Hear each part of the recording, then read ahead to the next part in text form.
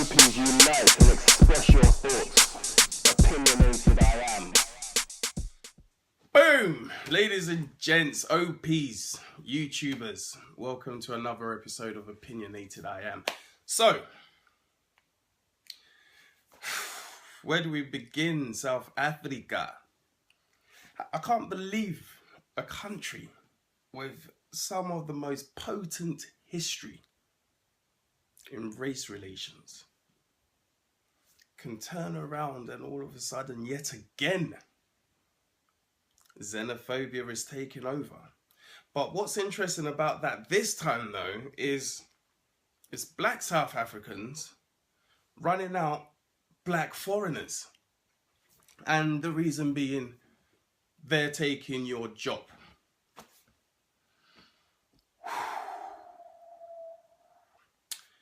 One guy on the news, when he was being interviewed, said he would like to charge or get paid 170 dirhams a day. I hope it's the right currency I've said. But yeah, a foreigner would come in and go for less, like 70 dirhams. So they're at fault for that. He also then went on to say, to make things worse, they're educated than they are. So hold on, I'm just trying to get this right. You're annoyed, you're upset because somebody's more educated than you. You're upset and annoyed that somebody is willing to work for less money. So guess what? Then how about you go in and say, well, I'll do it for 65 dirhams. How about you go to some classes or go and get some work experience and educate yourself so you're a valuable person? Why the heck does anyone owe you anything for you sitting on your ass doing nothing or whatever, and then you claim rights to something that's not yours? How can you say a job is yours? Did you create it? Is it your company? Did somebody tell you this is your job but we're giving it to somebody else? I'm sure the answer to that is no. But this is interesting because Great Britain, how could I forget you, baby? Living in London, living in England, we have a very similar situation where you got the lower class, non-working class, chavs, white folks. It's not about the colour, but they are white. And they do this to other white people, namely the Polish, the Romanians. And it's like, the Romanians are coming. No, they're here. 80 years ago, you did exactly the same thing during the Windrush to Indians, to blacks, and some Irish. To the point even a conservative leader used that as his manifesto and campaign and got into parliament based on your prejudice and hatred. But it's not just based on prejudice and hatred.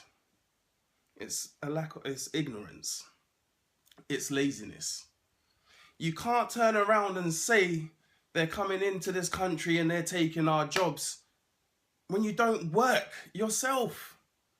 They're willing to do jobs that you won't do. I saw a program once on the BBC and it really it was an experiment. And what they did is they got in touch with these people who turn around and say, these guys are taking our jobs. And so it was like, well, if we gave you those jobs that they do, will you do it? And they said yes. Now, during the show itself, guess what? A lot of them walked out. A lot of them said, you're not paying me enough. A lot of them said, this job is shit. A lot of them lasted less than a day. But you know what? When you get people from other countries who see how hard life is and all they want is an opportunity, and they come and they work their asses off and still get paid less than what you would, you should see that as a source of inspiration and a source of enlightenment to yourself that you're not doing what you should do. If I was a father and a family man and I lost my job, I don't care if I have to get up and go clean the damn streets to feed my family. to put food on the table, to put clothes on their backs. But yet you guys will sit there and live off the social. You will live off hard-working people who go to work and get paid, and then they have to pay taxes to take care of you while you sit back, have how many kids, and earn money for doing nothing and live a good life. Go to the pub, sit with the lads, yo, football, yo. Come on, who does that? I think it's an insult as well that in this country, you will go to work, you work really hard, you pay your taxes, and if you have to then sign on because you've lost your job, you're only going to get paid £75 a week. And yet still, you try to better that, and you find it like, well, I've paid all these taxes, thousands of pounds of taxes, and yet £75 a week, cheeky. But it's just the way it is. So you people who are sitting there in the UK and in South Africa, you really, really need to take a pause and a chill pill and look in the mirror for a hot minute. Because all the things you guys are doing makes no sense. People on this planet, unless you're like the Kennedys and those bootlegging tossers who kind of basically ripped off the law, made the law, ripped to it and broke it in order to better themselves and their family for the future. There are people out there who have literally built stuff out of nothing. And there's nothing on this God's green earth that you can't do if you wanted to do. You're just lazy and you're making excuses. And at the end of the day, it's a sad state of affairs. I don't want to get into a whole big rant about this, OPs, but I want to know your perspective. Do you feel threatened by foreigners taking jobs that don't belong to you, but you're trying to claim it and say it's our job? Do you think they're doing a good job? They should be left alone. At the end of the day, do you know what? We all live here.